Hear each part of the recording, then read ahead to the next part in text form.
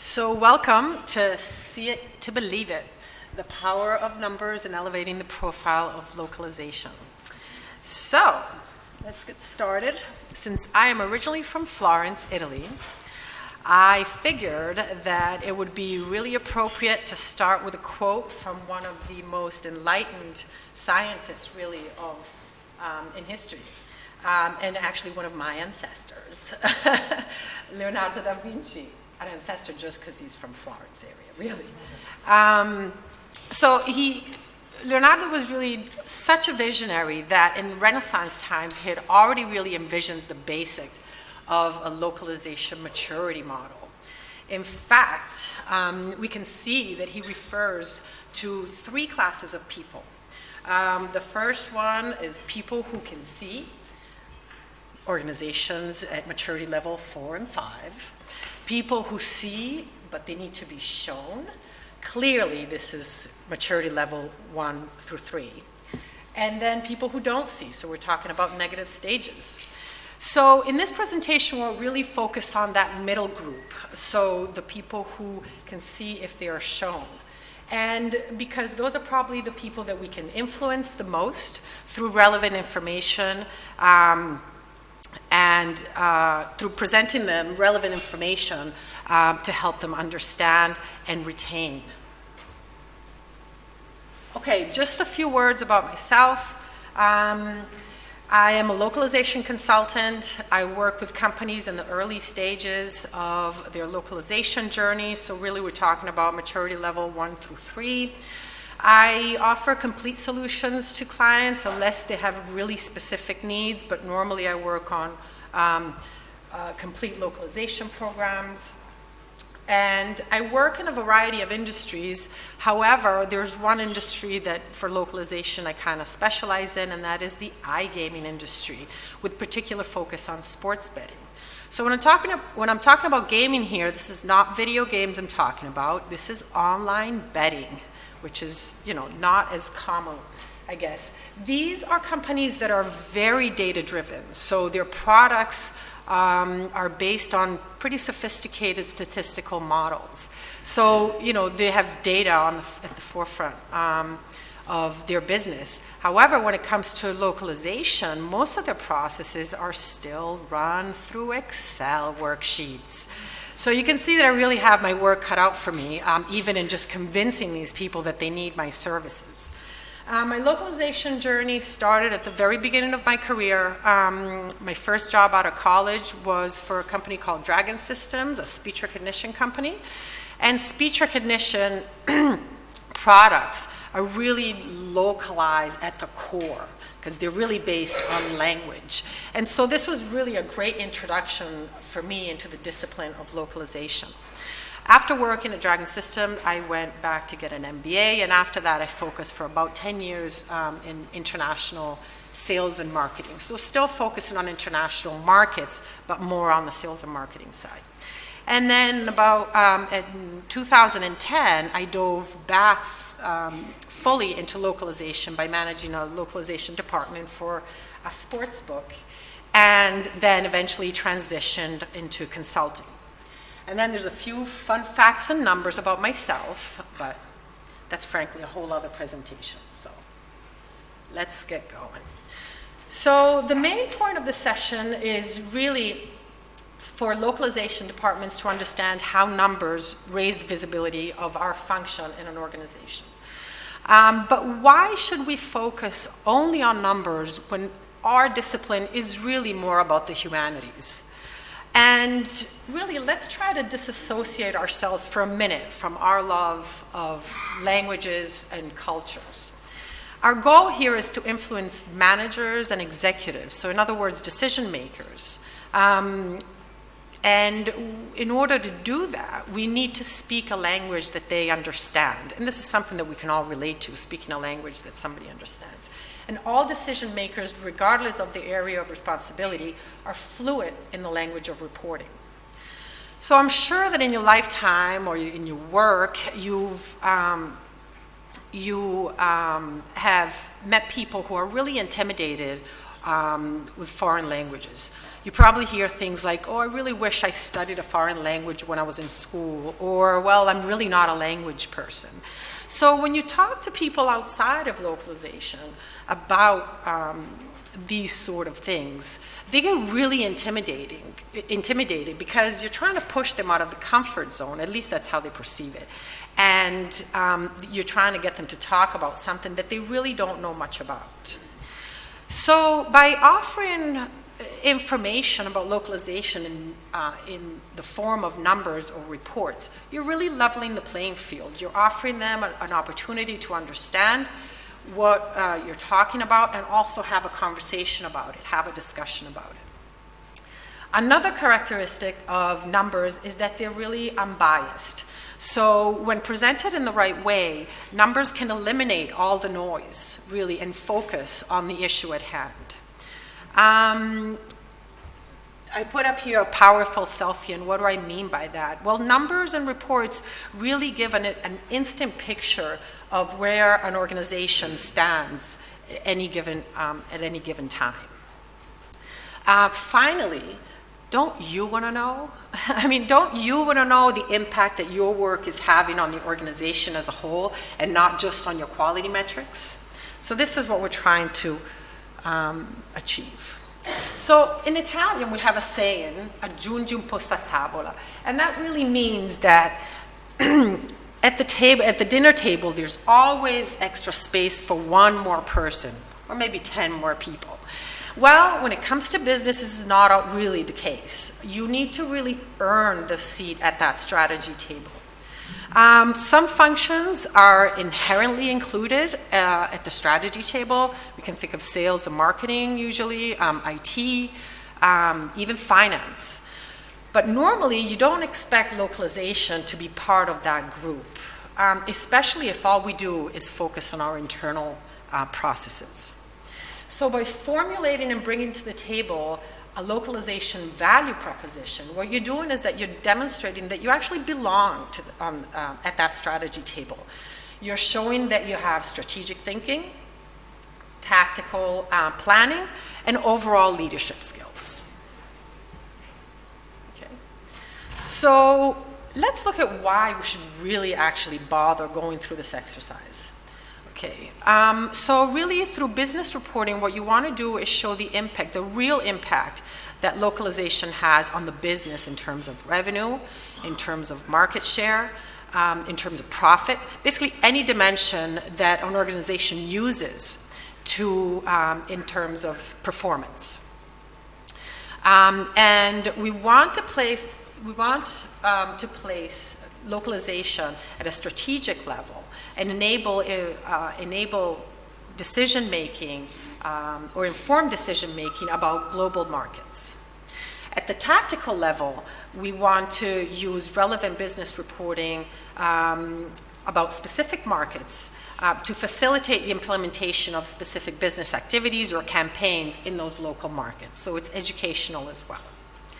With solid reporting, we can also support our efforts in proposing new services from localization to our organization, optimizing existing services, and maybe even eliminating some wasteful ones. There's a GALA webinar actually from a few months ago from Aura Solomon, who is the director of global products at Starwood Hotels. And basically in the webinar, she illustrates how her department came up with a business model that helped her department optimize the localization coverage of their many global sites. So basically what they did is by analyzing bookings, which really means revenues, from the various localized sites in specific markets, they were able to focus their efforts and really only localize in specific markets that are most profitable. So for example, if you have a Japanese site, do you really need to include a small hotel property in Kansas? Maybe not a lot of Japanese people go through Kansas. And so those are the kind of activities and decisions that you can make if you have solid business models. You can also use business reporting to actually help you in your sales efforts for your department. So if you're negotiating for new investments in staff or in tools. And finally, many of us have intuitions about local markets. I mean, we all know or think that if you localize a product or a service in a specific language, sales will go up in that local market. Again, you can probably suspect that not a lot of Japanese users are going through Kansas and will need the information on that small property in Kansas. But if you want to convince other people, you really need to back up your intuition with some hard data.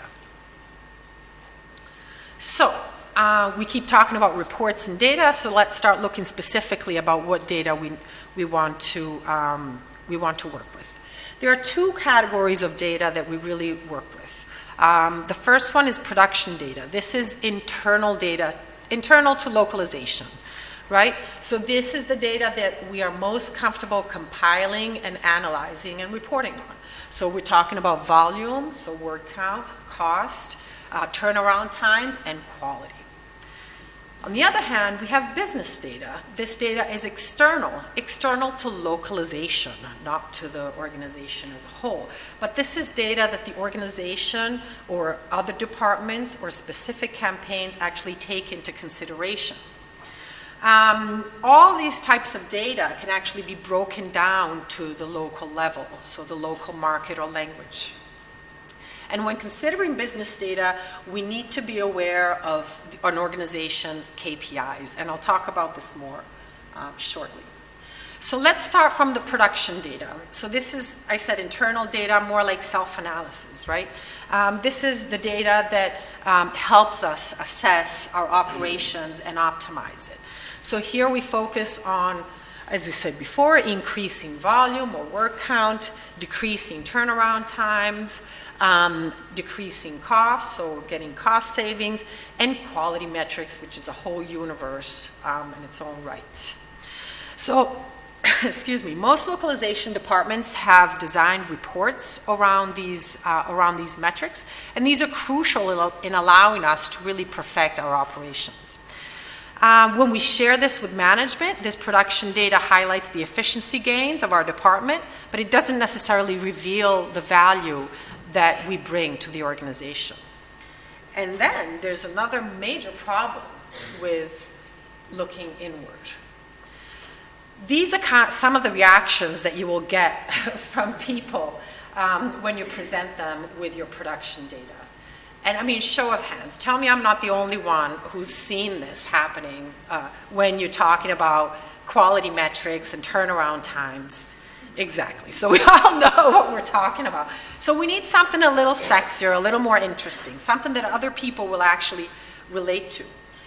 So we do invest a lot of time in our production data, so what should we do? Should we just keep it to ourselves and use it for our own internal purposes? How do we actually make it relevant for our stakeholders? Are there ways that we can actually do that? So the key here is to relate the production data to actually business gains, okay? So flip it a little bit. Let's take, for example, volume, so word count. Instead of talking about word count, talk about increased capacity. So basically, the increased volume of content that the localization department can handle. For marketing, this may translate into more website content that they can localize. For a customer support department, that may mean that they're able to localize a larger chunk of their knowledge base. Another way to kind of flip the volume metrics is to talk about increased reach. So basically, being able to localize a larger variety of content types for more markets and more languages. Also, when we talk about turnaround times, instead of really focusing on that word, let's talk about actually faster time to market. For marketing teams or product teams, being able to release a product into a market even one day before actually translates into higher revenue.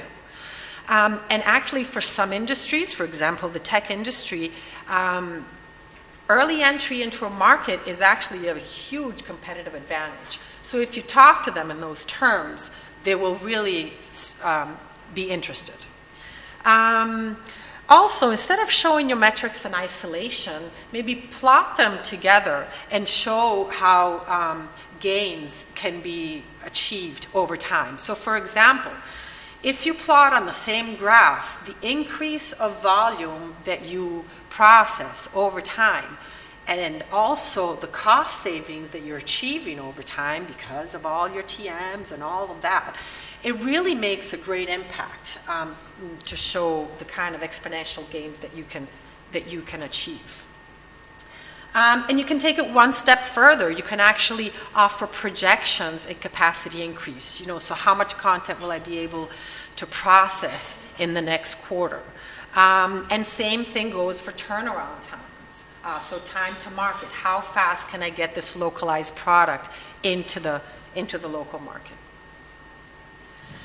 Okay, so let's now move on to business data. And the main goals of using business data we talked about is really to elevate the profile of localization in the organization. First of all, we want to measure and show the overall value that the localization department brings to the organization rather than the cost. We usually see just as a cost center. So by localizing products and services, what does the organization actually get in return? On a strategic level, what we want to do is we want to align our goals to the organization goals. Okay? You want to measure and show the impact on specific KPIs, and again, we'll talk about KPIs in a minute, that are set by the organization or the department. And earlier, we talked about tactical implementation, and we can use business data to actually adapt campaigns or business activities in a local market, therefore helping departments actually achieve their goals.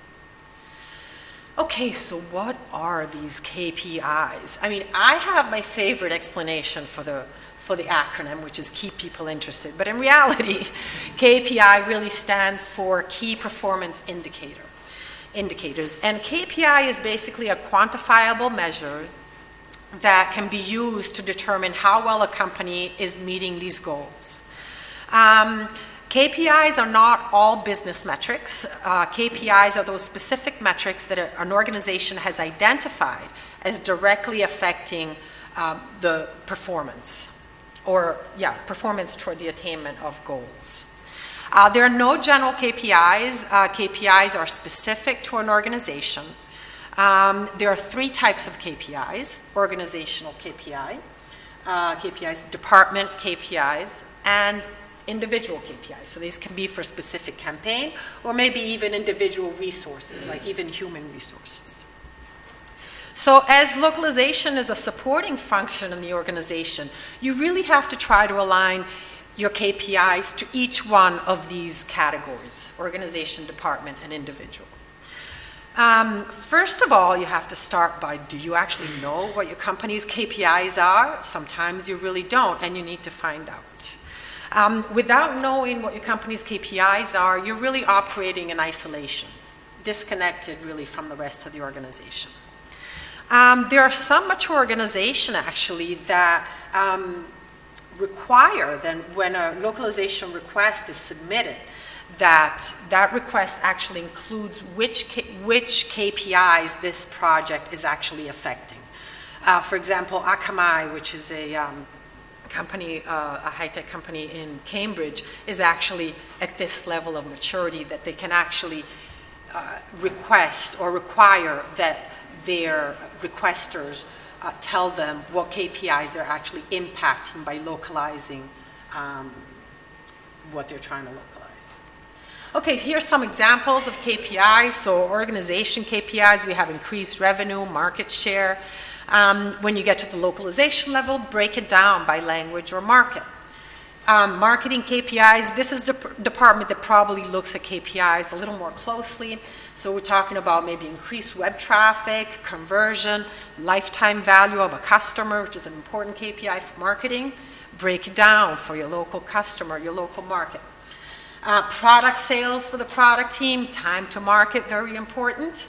And even at the campaign level, maybe a campaign is trying to get to increase signups on to the website, maybe a higher click-through rate. These are all KPIs that you can break down to the local level. Okay, so great, we got it. We need to report on everything. Okay, we are talking about a lot of data here. So the first thing we need to do is to actually compile the data so that we can analyze it and visualize it and do all those good things. So where do we start? Where is this data actually housed? We need to first of all find it. So let's first look at production data. Obviously this is our internal data. We own it, or we should own it. If we don't own it, we should try to own it. So let's look at our internal systems, usually a TMS, if we have a TMS. If we don't, maybe it's a vendor portal. Excel, unfortunately, still lives. Maybe it's multiple systems, so maybe you need to do a little gathering work for your data. Let's look at now business data. This is not data that we own. This is normally data that other departments own. Most commonly, these departments are marketing, a product team, maybe customer support. Depends on which markets which departments we actually work with. Google Analytics is obviously a very important source for web traffic information, and that normally sits with marketing. Now, more and more organizations today have analytics or business intelligence departments. And this department is the one that really collects and manipulates the data for the organization as a whole, and sometimes even for the various departments within an organization. So I just wanted to show you a business intelligence readiness checklist that I often use with clients. And you know, if you're interested in seeing more of this, we can talk about after. But basically, very simply, it's just kind of a sanity check to understand what data we're looking for. So we have the general KPIs listed on the left. Then we have the corresponding localization KPIs that we've come up with. Is this data actually tracked? Do we have access to it? Which system does it sit in? And is it shared? So this is, you know, going through a checklist like this helps you really find the data and share it. Okay, so now we've decided that we shouldn't only report on production data, but also on business data. We've learned about our company's KPIs and why they're important, and we've also looked at where this data is stored. So now what do we do? First of all, and we talked about this already, you need to know what your company's KPIs are. You need to know what you're looking for. So if you don't already know, ask the question. So at the organizational level, speak to the departments that you work with that request projects from you and ask them what specific KPIs they use to measure their performance. On a project level, again, ask which business activities each project applies to and what KPIs are used to measure those activities. And then, as we said, break them down on the local level. Focus on meaningful and relevant data. I mean, once you start looking for data, you'll see that there is a whole world of data out there and there's tons of information. But don't get distracted. Really try to focus on the meaningful and relevant data. Collect and analyze and present only the data that is going to show the true impact of localization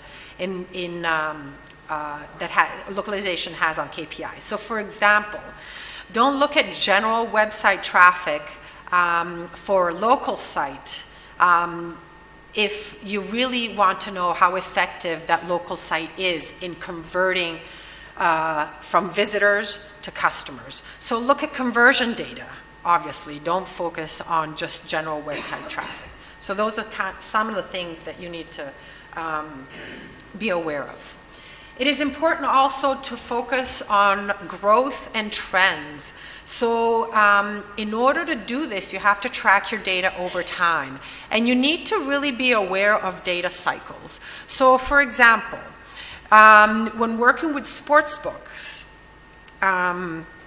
this is a very seasonal business. So the regular activity may vary naturally from quarter to quarter, even month to month, or even day to day.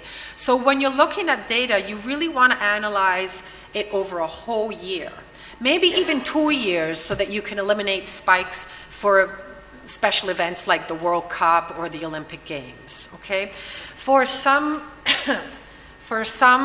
industries, for example, manufacturing industries, where the sales cycle is very long, you may want to match your data cycles with that.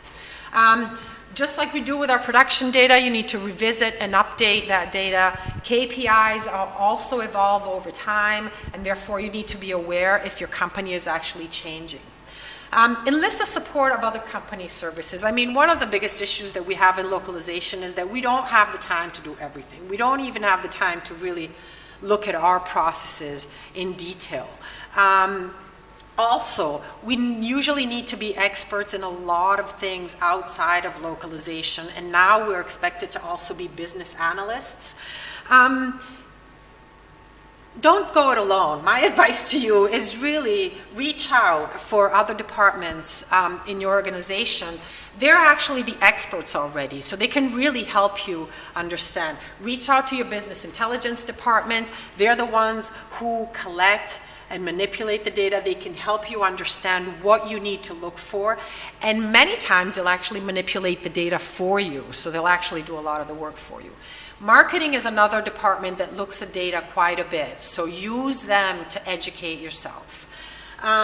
Use the design department, usually sits in marketing, to help you with data visualization. And finally, if these departments don't have time for you, hire an outside consultant. Okay, once you have your data, you have your report, share it. Obviously, it's impossible to increase the visibility of your department if you don't actually make yourself visible, right? So you need to put yourself out there. First thing is, it is crucial that you share the data in a meaningful and impactful way. Obviously, if you're showing a graph of something, and we'll look at some examples in a minute, it'll be much more impactful than showing a big data table. Okay? As your business evolves, share your relevant reports with your stakeholders. So don't just blast everybody with all the reports that you make, but to the marketing department, send your marketing localization data. To your support department, send your support localization data. Don't just blast them with everything that you have.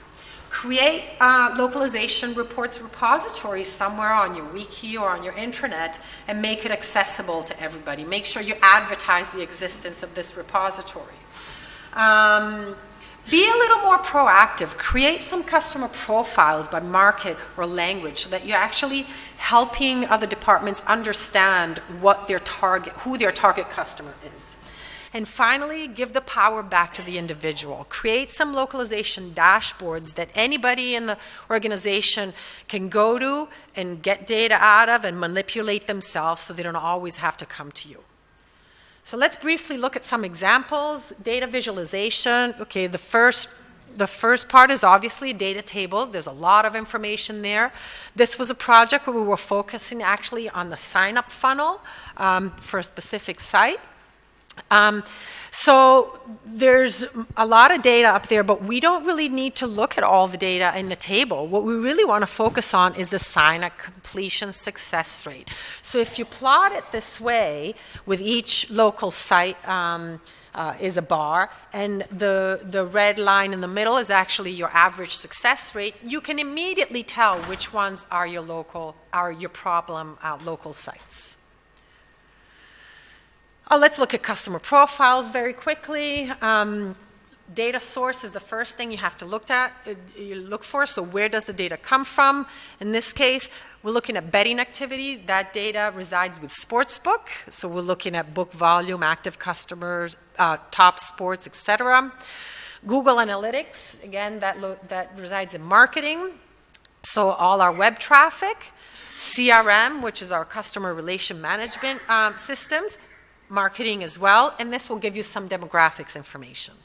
You can then summarize all that in a neat, Excel spreadsheet or a PDF, and you can give that to your stakeholders. Or you can take it one step further and create a little infographic, so it's much easier for people to get an immediate picture of what the target markets are.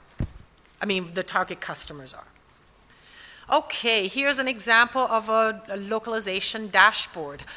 So on the left side, we have KPIs, book volume, active players, new funded, and average wagers. People can then pick a market or a language, date range, and then we have top sports and platforms used. And here you can see that we're showing the data with a trend or in a cumulative way. And at the bottom, we see that we have top sports by book volume. We can show that in percentage terms or in actual. Same goes with platform. So this is really something that everybody can access and manipulate themselves. Finally, developing this localization business reporting is a process. It has a learning curve. It takes time. But there's actually some fringe benefits by going through this process. The first thing is building relationship. We always talk about this, how important it is in raising the visibility of our departments to create and build relationships with other departments within the company. So by talking about KPIs and trying to find out more about our counterparts and explaining to them what we're trying to achieve, you're really getting to build on those relationships a little more. The biggest challenge for us is always educate and evangelize, and by having conversations about KPIs and what we're trying to achieve, that's a great way to actually educate and evangelize. Learn by doing. You can talk about the theory all we want, but until you really start doing it, you can't really grasp the concept. So the sooner you start looking at the data, analyzing it, play around with it, and see what works and what doesn't work. And finally, get a head start. Data is not going anywhere. As you can see from the quotes on the right side, or even from the whole keynote speaker this morning, this is we live in a world of data, and companies are going to make decisions more and more based on data. So the sooner you start learning more about it, the better, you'll be in a better position to have those conversations. And just to bring it full circle, I wanted to finish with another Leonardo da Vinci quote. Learn how to see and realize that everything connects to everything else. Any questions?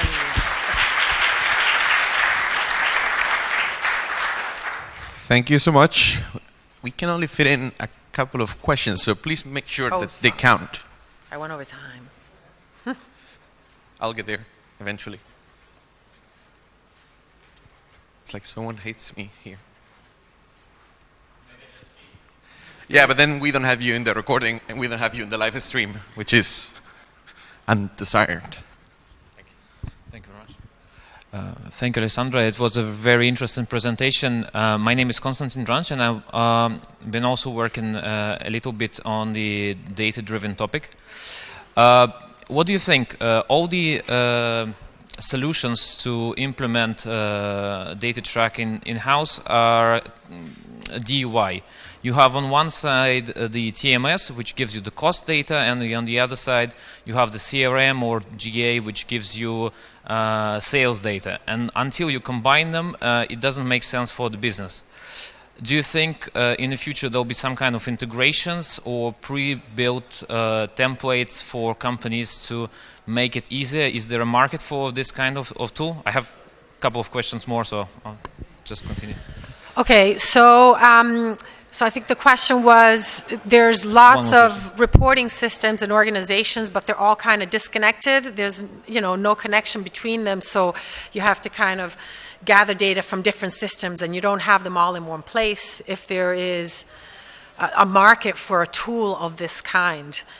I think absolutely. That I think is one of the biggest challenges that companies face. And that is usually one of the goals of a business intelligence department, right? That's really what their work is about, in connecting the data. And if the data is all in one place, you can obviously analyze it and manipulate it a little, much better. We're not there yet. Like you said, we have a lot of different systems, but I think definitely that's always coming.